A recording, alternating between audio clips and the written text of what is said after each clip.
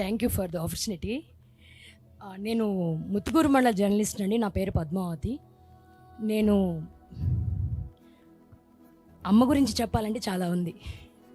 ఎలా అంటారా, నేను జర్నలిస్ట్గా వర్క్ చేసిన తర్వాత చాలామంది ఆడవాళ్ళని చూశాను.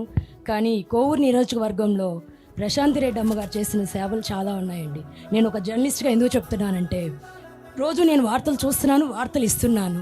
కాబట్టి ఒక మహిళ ఇలా పరిపాలించడం కాదండి, ప్రజల మధ్యలోకి వెళ్ళేసి ఒక సేవ చేస్తున్నారు ఆమె రోజు.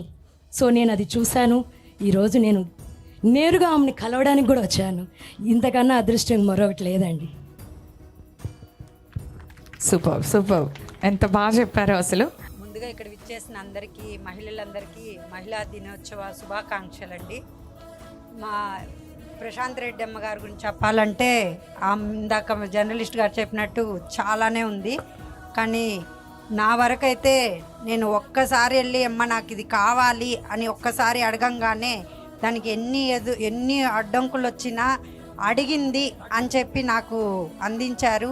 అదేవిధంగా ఇంతవరకు నియోజకవర్గం తరపు నుంచి మన అసెంబ్లీలో మాట్లాడినటువంటి ఏకైక మహిళా ఎమ్మెల్యేగా కూడా మన ప్రశాంతమ్మ గారి గురించి చెప్పుకోవచ్చు.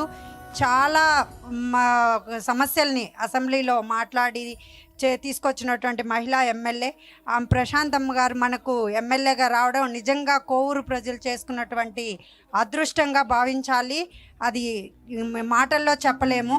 ప్రతి చిన్న విషయం కూడా మేడం దాకా చేరితే దానికి వెంటనే దాన్ని స్పందించి దాన్ని మనకు చేస్తున్నటువంటి ఎమ్మెల్యే గారుగా కూడా ఆమెను మనం గుర్తించాలి. మన అదృష్టం కొద్దీ మనకు ప్రశాంతమ్మ గారు ఎమ్మెల్యేగా వచ్చారని మాత్రం చెప్పదలుచుకుంటాం. థ్యాంక్స్ అమ్మా, థ్యాంక్ యూ సో మచ్.